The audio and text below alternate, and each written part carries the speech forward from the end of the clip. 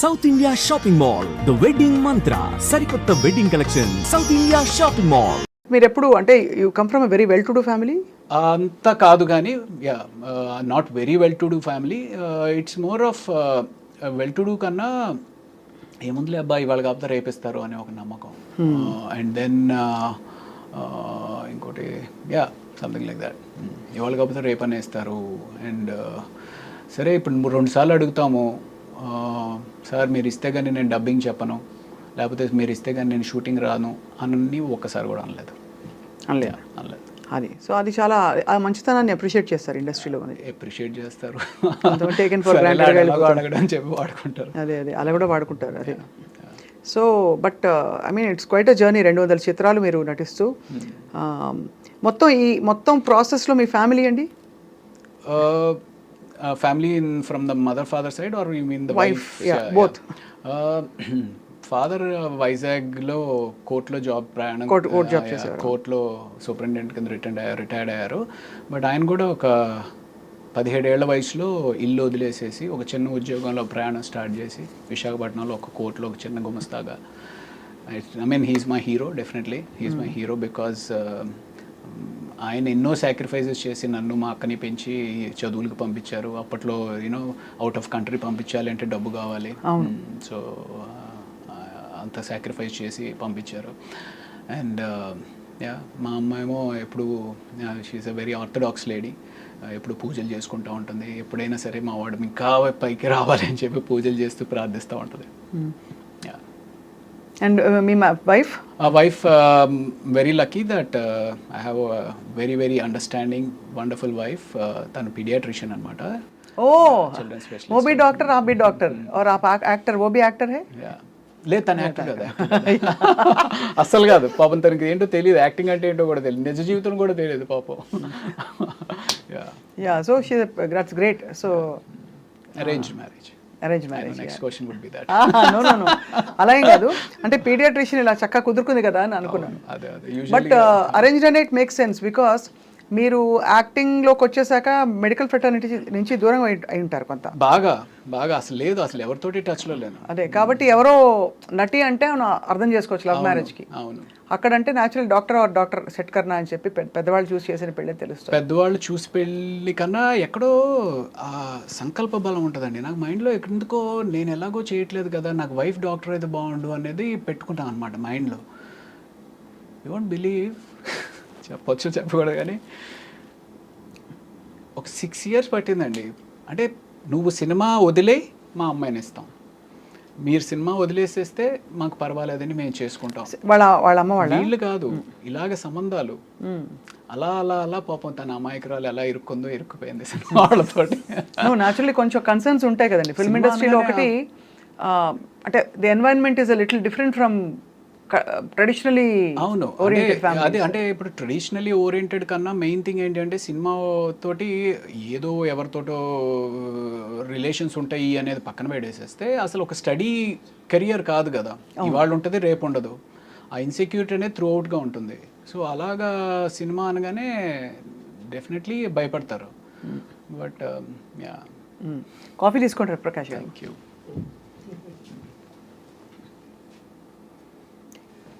Okay, thank you. So coffee tea తాగుతుంటారా రోజంతా? తాగచ్చా డాక్టర్ గారు?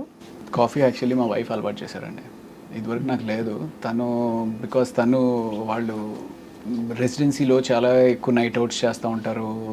సో ఆ రకంగా తను చాలా మంచి కాఫీ చేస్తుంది. సో ఆ రకంగా కాఫీ అలవాటు అయింది. Coffee is very good for health. అంటే once a day, that's what I have. Once a day అయితే నాకైతే డెఫినెట్గా మంచిదే అనిపిస్తుంది.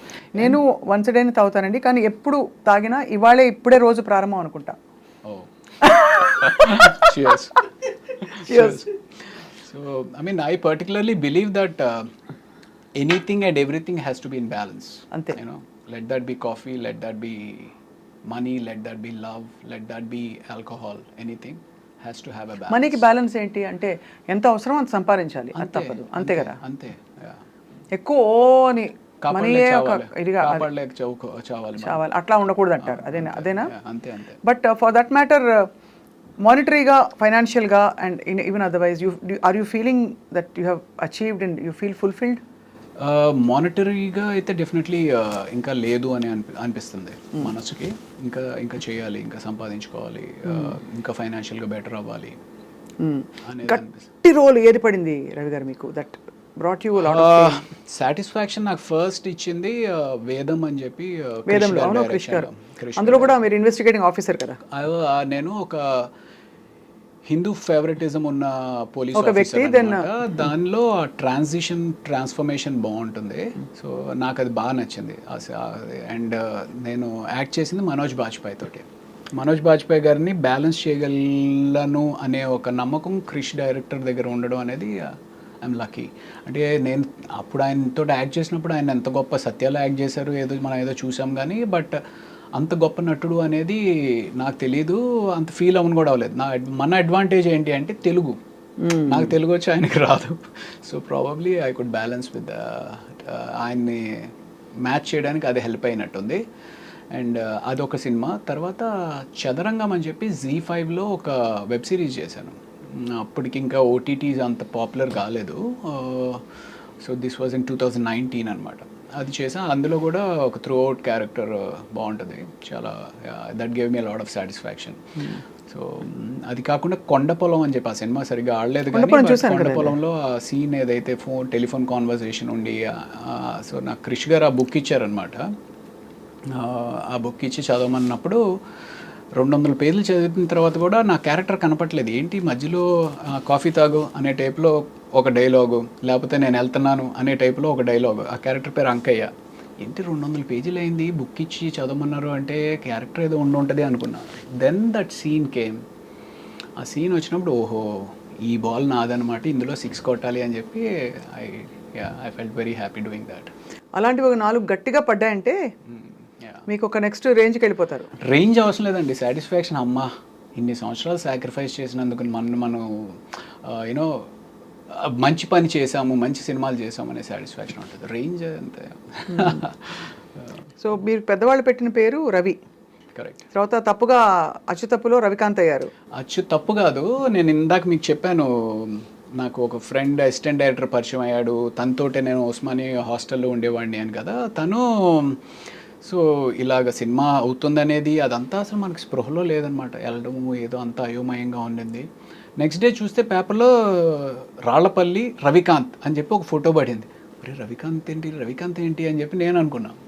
సరే వెళ్ళి ఏంటి సార్ రవికాంత్ అని పెట్టేశారు ఏంటండి అని అడిగితే, అవును నీ పేరు రవికాంత్ అంట కదా, శ్రీను చెప్పాడు అంటే, శ్రీను వెళ్ళి అడిగా, రజనీకాంత్, శ్రీకాంత్, విజయకాంత్ లాగా రవికాంత్, నువ్వు కూడా పెద్ద హీరో అయిపోతావు, రవికాంత్ బాగుంది అని చెప్పి తను పెట్టేశాడు అనమాట.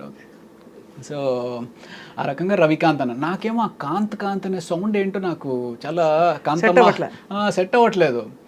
సెట్ అవ్వకపోయేటప్పటికి అండ్ అప్పటికే టర్బులెన్స్, సినిమా ఫ్లాప్ అయింది, అటు మెడిసిన్కి వెళ్ళాలో తెలీదు, ఇండస్ట్రీలో కంటిన్యూటీ అవ్వాలో తెలీదు, ఏం చేయాలో తెలీదు, ఇంట్లో ఏమంటారో తెలీదు. ఆ టర్బులెన్స్లో ప్రతి ఒక్కడు ఆ గుడికి వెళ్ళి మొక్కుకో, ఇతన్ని వెళ్ళి కలువు, అతనికి వెళ్ళి జాతకం చూపించు, ఇలా న్యూమరాలజీలో ఒకసారి వెళ్ళి కన్సల్ట్ చేయి, పేరు మారిస్తే ఏమైనా వచ్చి మారుతుందేమో ఇది అని చెప్పి వెళ్ళి కన్సల్ట్ చేశాను న్యూమరాలజీని. కన్సల్ట్ చేస్తే ఆయన ఇంకోటి ఏదో చెప్పాడు. అలా ఒక 2-3 పేర్లు పెట్టుకుని అలా ప్రయత్నాలు కొనసాగించి, ఒకటి నిశాంత్ అని చెప్పి, ఒకటి ధీరజ్ అని చెప్పి ఏదేదో చెప్తా ఉన్నారు. అలాగ కొంత ట్రావెల్ జరిగింది. ఫైనల్గా నాకు ఇవన్నీ కాదండి, రవి ఉంది కదా, కాంతి తీసేసి ప్రకాష్ ఏదో బాగుంటుంది, రవి ప్రకాష్ అని చెప్పి నేనే పెట్టేసుకుని నేనే కంటిన్యూ అయిపోయాను.